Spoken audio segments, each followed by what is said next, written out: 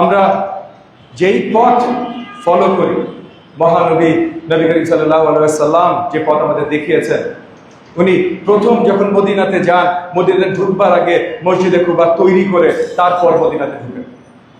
মসজিদ তৈরি হওয়ার সময় বাকি সব লেবাররা যেভাবে খেটে তৈরি করছিল, নবী করিম সাল্লাল্লাহু আলাইহি সাল্লাম একের সাথে তাদের সাথে কাঁধে কাঁধ মিলিয়ে মসজিদ তৈরির কাজ করেছেন। কেন? কারণ মসজিদ অত্যন্ত গুরুত্বপূর্ণ। এই মসজিদে এসে আমাদের সেন্স অফ কমিউনিটি হয়, আমরা একত্রিত হই, এই জায়গায় আমরা একে অপরের সাথে পরিচিত হই।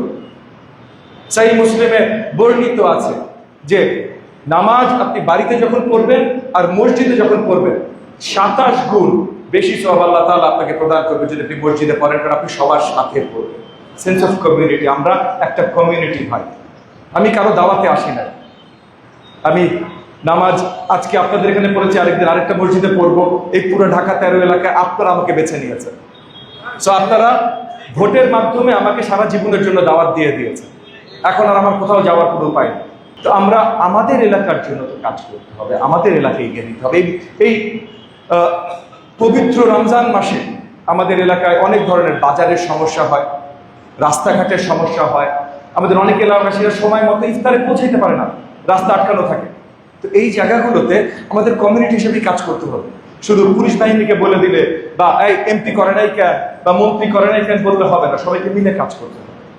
ইতিমধ্যে যেই কয়েকটা চাঁদাবাজির ইনসিডেন্ট গত কয়েক সপ্তাহ হয়েছে, পুলিশ বাহিনীকে শক্তভাবে আমি অ্যাক্টিভেট করেছি। গত 2-3 দিন আপনারা হয়তো খবরেও দেখেছেন, ডগ স্কোয়াড নিয়ে অনেক কিছু নিয়ে তারা অনেক অভিযান চালাচ্ছে, কিন্তু পুলিশ বাহিনীর সীমাবদ্ধতা আছে। আজকে যারা চাঁদাবাজি করছে তারা কিন্তু আমাদের এলাকার ছেলে, আজকে যারা রাস্তা দখল করছে আমাদের এলাকার ছেলে, আমাদের বুজুর্গরা, আমাদের মুরব্বীরা। আমরা যদি এই যে এই মসজিদ থেকে, পবিত্র মসজিদ থেকে আমরা একত্রিত হই যে এই জিনিসগুলো আমরা হতে দেব না, তাহলে কিন্তু আসলে আর হবে। এই সেন্স অফ কমিউনিটিটা আমাদের প্রয়োজন। জুম্মার নামাজ সবচেয়ে বেশি গুরুত্বপূর্ণ কেন? খুতবা। এই খুতবাতে আমাদের কমিউনিটি কিভাবে আমরা এক থাকতে পারি, আমরা পরম করুণাময় আল্লাহ তাআলার কাছে ইবাদত কিভাবে পৌঁছাইতে পারি, এই সব কিছু একসাথে খুতবাতে আলোচনা হয়।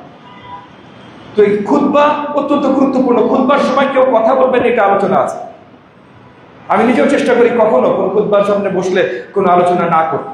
আমি আপনাদেরকেও অনুরোধ করি, আজকে যেমন খতিব সাহেব যখন কথা বলছিলেন, কিছু আলোচনা এইদিক ওদিক আসছিল, আমি আপনাদেরকে অনুরোধ করব যখন খুতবা হবে, খতিব সাহেব যখন কথা বলবেন বা আপনাদের কোনো মুরব্বী এখানে দাঁড়িয়ে কথা বলবেন, আমি মুরব্বী না, বাট মুরব্বীরা যখন দাঁড়িয়ে কথা বলবেন, আমাকে জাস্ট আপনারা একটা দায়িত্ব দিয়েছেন, সেই দায়িত্ব হিসেবে আমি আজকে দাঁড়িয়ে কথা বলছি।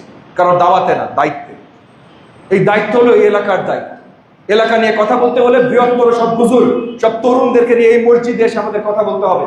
রাস্তাঘাটে শুধু মাইক ধরে কথা বললে হবে না, কার্যকরী কথা বলতে হবে। কারণ নিন্দা না, কোনো গুজব না, কোনো খারাপ কথা, কোনো বাজে কথা না, কিন্তু এলাকার উন্নয়নের কথা। আমাদের এলাকায় যেন আমরা স্বতঃস্ফূর্তভাবে সুন্দরভাবে জীবন কাটাতে পারি। আমরা যেন ইফতারিতে বাসায় যেতে দেরি না হয়, রাস্তায় যেন আটকে না থাকি। আমাদের যেন রাস্তা থেকে বেরোতে, তারাবির পরে বা তারাবির আগে বেরোতে আমাদের দুশ্চিন্তা না করতে হয় আমার ছিনতাই হবে কিনা। এই জায়গা থেকে প্রত্যেকটা মসজিদ কমিটির সাথে আমি কথা বলছি। আজকে জুম্মার পর এই আল্লাহ করিম মসজিদ কমিটির সাথে আমি একটু বসতে চেষ্টা করব। আমি আশা রাখবো তারা একটু সময় আমাকে দেবেন। দৈনিক আজকের বাংলা .net